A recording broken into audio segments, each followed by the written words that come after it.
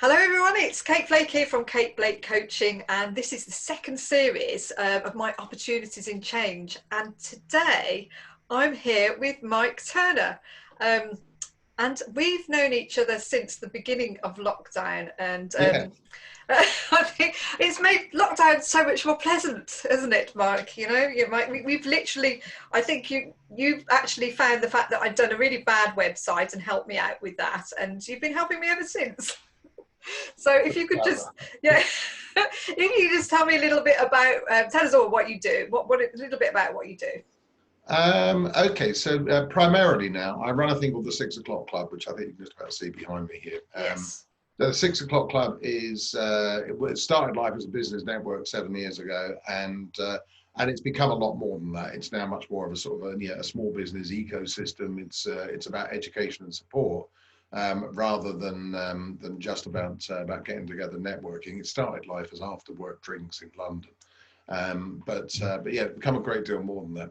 And then otherwise, yeah, for the last 15 years, 14, 15 years, what I've done mostly is social media marketing and coaching social media, teaching business owners just like you, Kate, how to make the best of social media. So Well, as I say, I joined your course earlier on in the lockdown. It was actually during the lockdown, wasn't it? The heavy lockdown period that you did a social media course, and it was just so useful because there were so many areas that you just don't think about that to learn about and to come to you and do that. It was I think it was a 5-day course, wasn't it? yeah, we did a 5 day sort of every lunchtime for 5 days, and yeah, in fact, I ran that a number of times, but yeah, been good. It's brilliant. So, but it's not always been like that. So, if you could tell us some of your history, so where have you come from? What have you been doing in the past then? Because obviously you've not always been doing the 6 o'clock Club. So what was before that? So, well, the more immediate time is that social media thing. But for 20 odd years, I was in the fashion business. Yeah, Yeah, that's jeans, yeah, jeans. jeans. So yeah, it started in jeans and ended up in women's clothing. It's a nice place to end up. But You um, didn't end up in women's clothing. The business ended up in women's clothing, obviously. the business ended up Yeah, in clothing. So now I decided when I left college, I decided I wanted to go into the music business or the fashion business. yeah, I ended up in the fashion business, but specifically the jeans business. And I did that started in retail, went into wholesale, then went into manufacturing and had my own manufacturing business in the early 90s. And then quite by accident ended up in retail of my own accord and had a retail business for the best part of 9 years. Yeah, best part of 9 years. Then I had a big, massive change in my life, which I know, and one of the things we've been talking and about. this is like really important because at the moment in our current climate, there's been massive changes over this year. We've been talking about this for the last few months, obviously, like everyone else. We're seeing on LinkedIn, people are facing challenges as far as their jobs, redundancy, and fears that have come into that. How do I pay my mortgage? Sometimes for people, it's going to feel like the world has ended for them. Oh The yeah, emotions that come into that. And it's interesting because all the people that I've been interviewing have gone through massive changes in their lives. So if you could tell us a little bit about the big change that happened to actually completely yeah. steer things for you. So this was sort of like change one really, because this was a huge change. 2003, I was involved in a very big car crash. In fact, not just me, my family. We had a big car crash. Not our fault, fortunately, but yeah, one of those sort of head-on things. Net result was lots of broken bones and considerable time in hospital, and a considerable time sort of recovering from that both Yeah, physically and mentally. The immediate knock-on effect was that my business at the time, I had a clothing business. I've already told you I had a retail business. So the retail business had two shops in the West Country. I was living in the southeast, but I couldn't do anything with that business. Yeah, it was as simple as that. I managed to get myself out of it. So I yeah, managed to pull myself out of the business.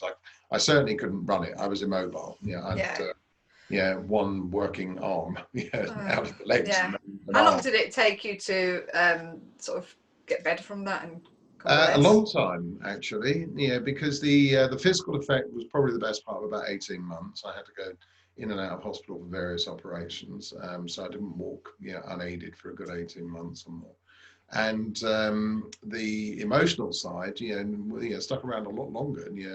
Yeah. I suffered PTSD as a result of it. I had lots of counselling, hypnotherapy. Eventually got back into driving. I didn't drive for 3.5 years Yeah. during that time, and that's from somebody that had previously been driving hundreds and Of sometimes course. thousands of Yeah. miles. Yeah, a long time before I got back into actually driving a car. And considerable period And of like time. you said, within that moment, everything changed. In seconds. I mean, literally in seconds. Driving along the road, you're making plans for, as I said, my family were in the car, so we're making plans for, right, we're going to get home, drop you. I'm going to go and pick up my other daughter and come Mm. back, and then we're going to have tea, and then we're going to do brownies and things like Yeah. this. All of those things, that you would normally, your day-to-day life is just going on as per usual. And you're driving along a country road, and next thing, somebody coming the other way, spinning out of control, and bang. So it's as quick as Unbelievable. that. Absolutely terrifying. You can't plan for You anything you like can't. No, you can't. And this is the point of life, isn't it? That we take a lot for granted in life, that everything just sort of goes on, and tomorrow we're planning for this, that, and the other, and things do come along, like this whole year. I mean, beginning of Oh God, yeah. 2020, amount of people I saw put on their sort of social media, oh, this is my year. It's like a few months down the line. Oh yeah, nobody Complete. had this on their planner at the No, beginning. nobody would have all thought they were crazy had they have. So that was a massive change, and the knock-on effect was catastrophic. I mean, I Yeah. lost my business, we lost the house. We had a long period of time, getting back on our feet, financially. Well, we didn't really have to fight an insurance claim, but we had to go through an insurance claim Yeah. process for 4 years to do. So it was a considerable period of time, mentally, physically, sort of everything, family. And of course, I'd lost my business. I didn't have a job, didn't have a business, didn't have anything at all. No. And then you had to sort of, well, what do I do next? I was fortunate. The what next came in the form of, while all of this was happening, social media was being invented.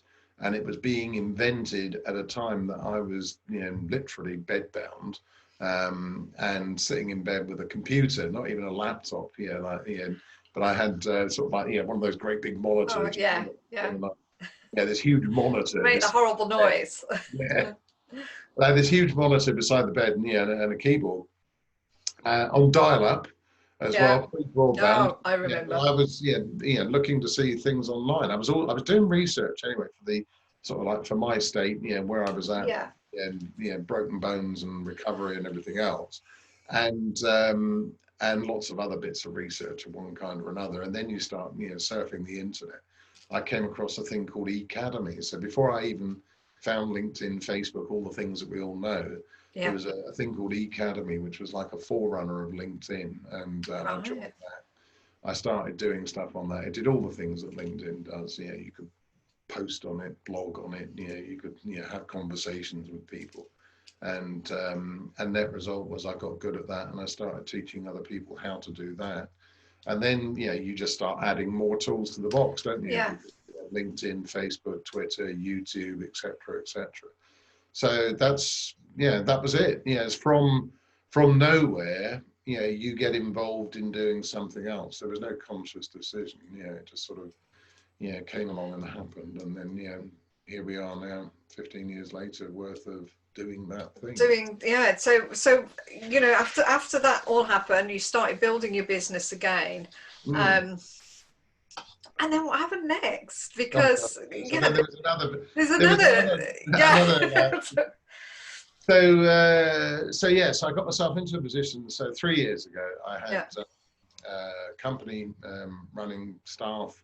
We were sort of still in startup phase really, but a social media agency. I had 5.5 staff, and people floating in and out of the office doing things and firing on all cylinders, building websites, running campaigns, loads of things going on, and sat in the office one evening on a Skype call, funny enough, looking at the screen and chatting to somebody in America that I was going to be trying to do business with, thinking, oh God, what do I eat for lunch? That's like made me feel a bit iffy. And within hours, I was in an ambulance on the way to hospital and diagnosed with appendicitis. And at that stage, you're still sort of going through the, oh, well, it's an operation, it'll all be sorted. It's only a nice little neat thing. Yeah. I'm thinking I'll be back at work in a week or so, 2 weeks. It's just a little operation, yeah. Yeah, and I think we had the operation, and within 48 hours of the operation, I was back in the theatre again because everything was going wrong. And I had 5 days then on a life support machine. So oh my goodness, no. But yeah, so came around from that and spent another week after that in intensive care.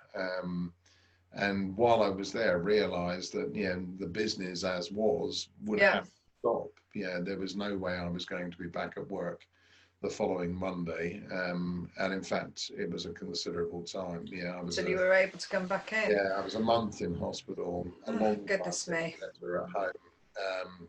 During that time, as I started getting better, my father his health started deteriorating. He passed away. So I think the cumulative effect of appendicitis and then the sort of the emotional, mental stuff. Of course, yeah.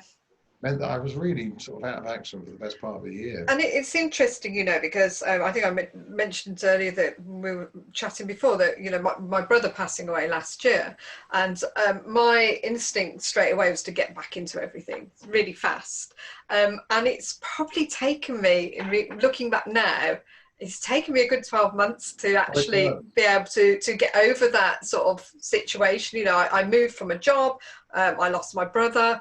The emotional effects of that, and my initial thing was actually to throw myself back into things, which then created burnout, because I wasn't mentally ready to do all that, and these things do take time. And, quite often we're so sort of, we just impatient. We want to get on with the life, and it's very difficult. I think we underestimate, the effect that, whether it's a physical thing, accident or, illness of one kind or another, whether it's, with your case, an emotional thing, primarily, you weren't physically hurt, but, the emotions, everything that go on around it, with your brother, whether it's right now, people that are going through, they're going through trauma, perhaps by virtue of being made redundant, and businesses closing, and so on. And we don't give enough credence, I think, to the impact that has on our mental health. I totally agree. I think there's a certain amount of grief, isn't there, that happens when people are made redundant as well, because if you've been doing the same job for 20 years or 10 years or even sort of 5 or 2 years, I mean, the separation from the people that you've seen on a daily basis. most of us see our colleagues at work more than we might see a partner, for instance. Because we're with our colleagues 5 days a week, 8 hours a day. I mean, like, by the time we get home, and spend an hour or two eating and just relaxing in front of the TV.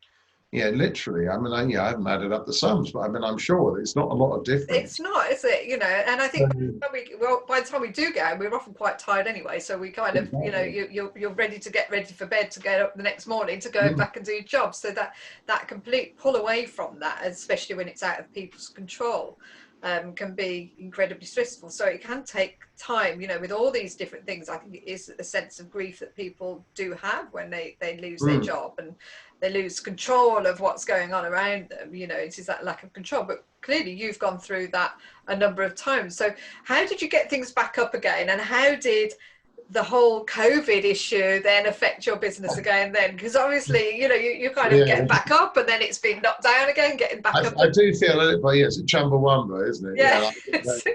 What is it? Weebles. They used to be Weebles. Well, they wobble. They wobble. Yeah, they don't fall down.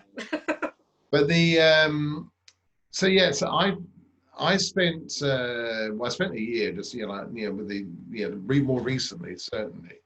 I spent the best part of a year just trying to get myself back on my feet again. Got Yeah. myself back on my feet, and then struggled for 12 months. I had coaching. Yeah. I had I had somebody that really helped get my head into the right I think place. that's what I had to do the same as well. It's really important to reach out when you're at that point, isn't it? Oh God, yeah, I think so. I mean, and I can now point back to a specific day last year where I really said, okay, fine, I'll do what you're asking. Yeah. Putting it politely, because we had quite a heated session. But the net result of that was that I said, I will relax. And I think this is if I had to say something about the way to approach the situation, it's the last thing that anybody wants to do. But it's the classic Einstein thing. If I had an hour to save the world, I'd spend the first 55 minutes figuring out how to do it. Rather than just immediately running off and starting to try and save the world. Yes. Yeah. So I took a step back from everything I was doing, from the social media, from my 6 o'clock club, all the things that I was doing, just to figure out, what I should be doing next. And it was, that really that then gave me the clarity to think, right, I'm going to go and do these things. The best laid plans and what have you, meant that, we had a business expo planned to take place in mid-March, and obviously we were then subject to lockdown, and it didn't go ahead. And then again, but the thing then was that rather than panic, which would have been my natural, sort of inclination a year or two before, rather than panic, I just sat back and thought, right, well, I think, you and I both know, Brad Burton says, what does this make possible? Yes. So when calamity strikes, actually taking that more positive approach, well, what does this make possible? And what it made possible for me was actually, the opportunity to really think about not just the next 3 weeks or 3 months, but to put a proper 3-year plan into place. And probably for the first time in my life, I've got a plan that involves more than 3 days. So, and that's very specific now. I've got milestones at 6 months, 12 months, 18 months, and then a sort of a whatever it is, 30 months, so the following. But I've done that very, very specifically, and I have taken a much more relaxed approach. So that doesn't mean to say that I'm not busy. I'm busy every day of the week. You are busy. I know. I can vouch for that. Yeah. You're always busy. But the thing is, behind all of that, it's taking time out to actually make sure that you've got those goals going forward, and that you know where you know the direction that you're going. And you've got some form of strategy ahead, rather than just sort of flailing around in a panic, which is what we tend to do, isn't it? When we're in fact, funny, the Brad Burton said to me, "Oh, you've got a catastrophe mind, Kate," because sometimes, when you've got a family to support and something happens that changes your plan, it's like, oh my gosh, what am I going to do? How am I going to fix this? And it's the initial thing is to panic rather than sit down and put it into steps. Okay, right, so where am I now? Where do I need to be? How do I get there? And actually creating a strategy of how you're going to do that, and action plans, which can actually make it feel a lot less stressful once you've actually done that and you've got a plan to move ahead with. Well, when you see, when you actually have those things laid out in front of you, it makes it a great deal easier to achieve. It doesn't make it any less, I'm sure it's still, there's still a huge amount of stress around it. You're still, having to cross each one of those bridges. You've actually laid out a plan, and in laying out the plan, you've got somewhere to go. Whereas you are the headless chicken. You're running around. Well, what do I do next? What do I do next? Exactly. And that doesn't work. And it's taken me a long time to learn that. But the cumulative effect of the last 2 or 3 years, meant that I didn't panic in March. There was the sort of oh shit moment. We had to postpone this thing, but rather than panic, it was okay, fine. Well, how do we deal with this, and how do we make a success of going forward? Yes. So what are your plans now for the future? So we sort of coming out of lockdown. We've come out of lockdown. We have come out of lockdown, but there's going to be very much of a changing sort of environment for us in the next 12 months, maybe 2 years. We don't know how long that's going to go on for. What are your Yeah. plans for your growth? Well, we may have sort of, yeah, at the moment, yeah, we appear to have come out of lockdown, or Yeah, we are coming out of lockdown. There's still massive amounts of change, to happen in the next 6 months. Lots of businesses, haven't yet gone back we'll say gone back to work. They haven't gone back to working in the way that they were working previously. yeah, So office occupancy in cities, is still relatively low. You can get on a bus or a tube in London, a great deal more easily at the moment than you could do. yeah, definitely. Um, so there's still that physical thing, actually getting everybody back into work, out of furlough and so on. I think we're going to see a lot of redundancies. I think we're going to see some tough times over the course of the Definitely, yeah. next 6 months, and compounded by the effects of Brexit. So there's certainly no easy ride, for people, for us, as a society or as a country. For me personally, I'm on a mission, I think, right now. It's ironic, we were talking earlier, and I Yeah. said something that popped up this morning, in fact, from my Facebook memories, was a quote from a guy called Hugh MacLeod, who writes a cartoon called Gaping Void. And this thing is from 5 years ago. That life is too short not to do something that matters. And right at the moment, my big thing is actually about doing something that matters, Yes, about doing something that makes a difference to other people. So, definitely. 6 o'clock Club, very, very much focused around helping to educate small business owners. I believe people are better educated, hopefully make better decisions. They're certainly that much more aware of the potential for their business and what they can do. So helping business owners, to be better educated, supporting small business owners. We are the lifeblood of the economy. It's as simple as that. Yeah. And that's my main focus. So the immediate future, the next 6 months, is to build more in the way of the membership. We have a paid membership group, of which you're of course a member, Yes. but to build more members into the paid membership group. We have an expo happening in a couple of weeks' time, 3 weeks' time, end of the month. Yes. Yeah. And that's very much about the bounce back and getting on with business and so on. Lots of opportunities. Moving With forward. that. And then more of the same. From there, it's the plan is steady growth over the course of the next 3 years, really. That's brilliant. Of the 6 o'clock Club and everything that goes on around it. Well, hopefully at some point we might be doing some exciting projects together, Mike. That's something We will we do. will. I hope It's we very do. exciting. Hopefully, let's go We to will the definitely will do something very exciting. Which you watch this space and that be coming up. So, big. if you were to give someone advice at the moment who's currently had a big change in their life, they redundancy, they're worried about the future, they're thinking, what do I do next? What advice would you give someone? It's the advice that my coach incessantly gave to me for 12 months before it actually sunk in. And it's really simple. You have to ask yourself 2 questions. Have I done everything else that I can do? Have I done everything that I can do? And is there anything else that I can do? And if you answer, I'm going to work this way around. So have I done everything that I can do? And if the answer is no, then obviously go out and do some other stuff. Yeah. And the obvious answer, the second one is, is there anything else? Well, if there's nothing, then if there is, then go and do it. But if there's nothing else you can do, if you've done everything and there's nothing else you can do, I was taught to relax. Yeah, just take it And easy. Yeah, because so, that's a difficult thing, isn't it? well, it's so counterintuitive. Yeah. It feels like the last thing you want to do is relax. You should be doing something, but actually, it comes back to the Einstein thing. Spend 55 minutes, figuring it out before you get out there and actually take action. And the doing of that, the sitting back and relaxing, has helped me more than anything else.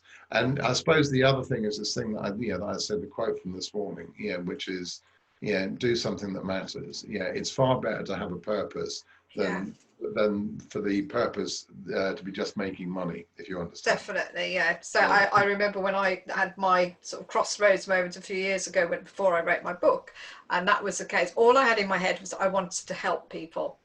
I had nothing else further than that at that point. So I actually went and got a coach to actually put that into some sort of context. But at that point, it was, I just want to help people. I want to help. I want to do something in my life to help people. Didn't know what it was. And, you know, the fact that I started that journey has created so much sort of, you know, many new contacts, sort of the feeling of joy to actually sort of write things and get things down and help other people. It's been huge. And, you know, that's come out of a moment of crossroads. And sometimes it is a case of sitting back and thinking, what is it that I want to do? What will make me happy? What will, you know, it's very easy to jump back into the same thing. You could have been made redundant from a job that you weren't particularly fond of, and then be looking for exactly the same job to go into next. It's a tough thing, yeah, for anybody, yeah, right at the moment. If you're made redundant, yeah, particularly business has failed, yeah, to say, right, yeah, because we have this classic, pick yourself up and go and do it, yeah, like Yeah. and actually, it's not necessarily about picking yourself up and getting back in there. It's about picking yourself up and thinking, right, is going back in there a good idea, or is it a better idea to go in this direction? And that's where the take time out to relax, really think about it. And it's yeah, again, yeah, the tough things about, oh my God, what do we do about the mortgage? What do we do about food? And so on and so on. Those things can take care of themselves one way or another. Yeah, like, yeah, it's as simple as that. You need to take a breather, you know, given that. And take care of yourself, because, you know, if you don't take care of yourself and your health suffers from it, health is all we have, isn't it? At the end of the day, that's what's shown you. Yeah, exactly. Another cliche, but yeah, put your own oxygen mask on first. Yeah, then you can help more people. Yes, most definitely. Well, that is really, really brilliant. And what a fantastic story. And, you know, it's testament to resilience that we have in life to be able to sort of get back up and take opportunities in a different way. And you know, but it's been great speaking to you today, Mike. And what I will do is put all your links under here. So if anyone wants to come and speak to you about the 6 o'clock club or anything we've spoken about today, anything you can help them with social media or anything like that, I'll make sure all your links are below. But watch this space, because we will be doing some work together, a collaboration. Great work together. It'll be so good and so exciting. Very excited about that. So thank you guys for watching. I hope this has been useful today. And this is Kate Blake from Kate Blake Coaching, and I look forward to seeing you soon. Thanks very much, Kate.